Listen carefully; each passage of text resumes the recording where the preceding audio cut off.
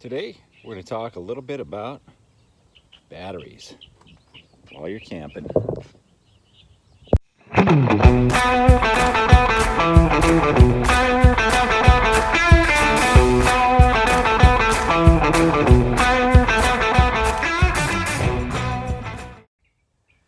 Hello, my friends, and welcome to Tom's Tinkering Adventures. As I said, today we're going to talk about batteries. We recently purchased this 20-foot toy hauler. Let me just show you the outside of it real quick. Pay no attention to the awning, it's broken.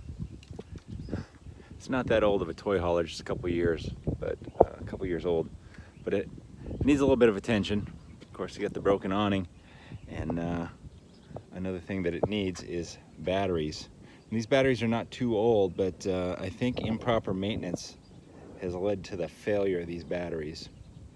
This camper currently has two 12-volt batteries, and they are wired in parallel. What that means is the positive is hooked up to the positive, and the negative is hooked up to the negative, and that gives us 12 volts, but it effectively doubles the amp hours. So this battery here says it's 101 amp hours, and this one over here, I don't think it really listed on here, but let's just say they're both the same. So that would mean that we have a 12-volt system with 202 amp hours. Now, this is the third RV I've owned. I've had a Class C, a Class A, and now a travel trailer. Class C is sort of like the van style one, with a van front and then a camper on the back, and Class A is kind of the bus style. But anyway, they all used batteries like this to power the lights and the water pump and the fan on the furnace if you're camping somewhere where you're not plugged in. Now, every one of the ones that I had have used these dual purpose style batteries. This one here says it is a deep cycle, but I'm pretty sure that it's a dual purpose as well.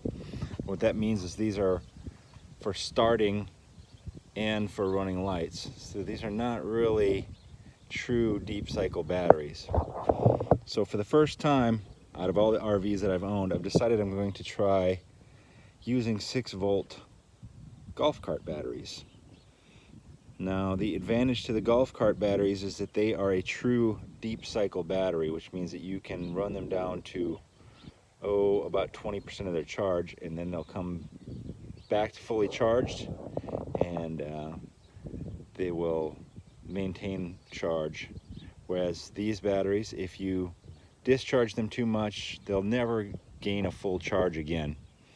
So the thing that I'm going to need to change is when I get my two 6-volt batteries, I'm going to have to wire them in series, which means that I am going to be hooking the positive to the negative and the negative to the positive of the two 6-volts.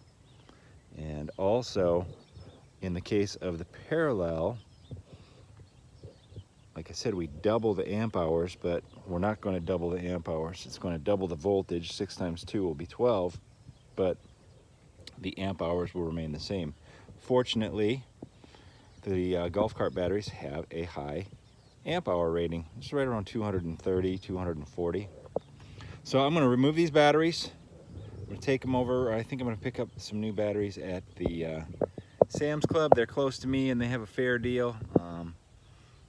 They're maybe not the best ones out there. I know a lot of the golf cart aficionados really like the Trojan batteries, but they're quite expensive. So since this is the first time I'm going to be doing this, I'm going to go with these Sam's Club ones.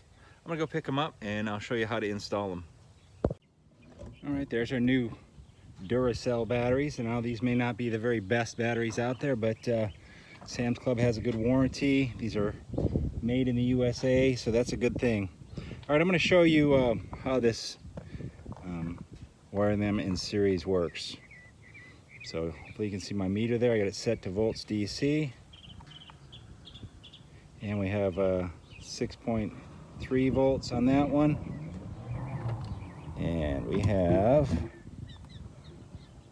about 6.1 volts on that one. Is that visible?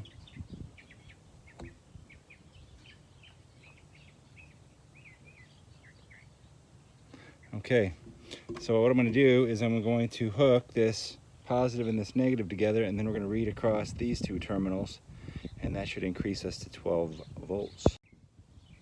Okay, hopefully you can see I got the positive and the negative of these two batteries hooked up. And we're going to read our voltage here.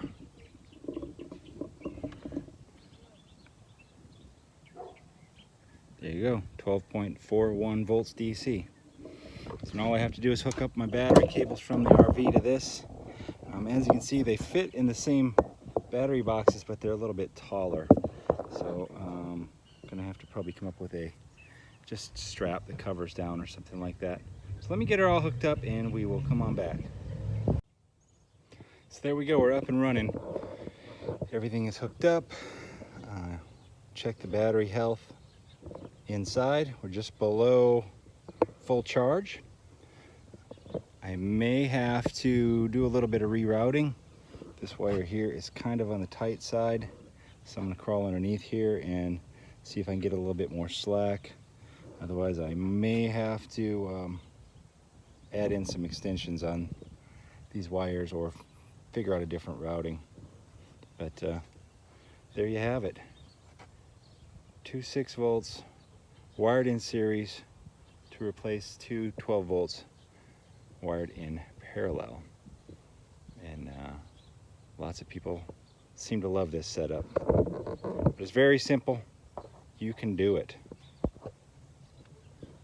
Okay, if you're digging what I'm putting out, why don't you give me a thumbs up? Please leave a comment down below. And if you're not already a subscriber, please consider doing so. Thank you very much for watching. Get out there and find your adventure. Adios.